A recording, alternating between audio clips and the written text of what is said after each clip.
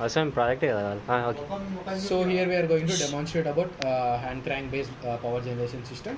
So the main components of our project are permanent magnet, DC motor. So this DC motor consists of an permanent magnet and copper winding around it. So here generally if you give 12 volts as a DC power supply, the output rotations will be around 2400 rpm.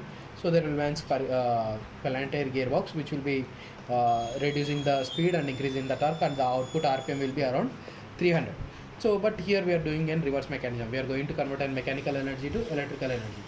So, the planetary gates will be rotating the motor shaft, and where the armature is going to generate the voltage with the help of permanent magnets, and the output voltage is given to the DB107 bridge rectifier.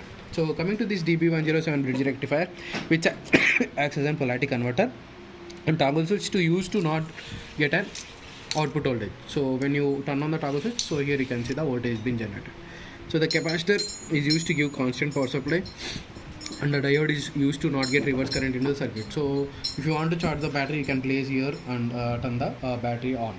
So here an LED indicator whether this regulated power supply section is working or not.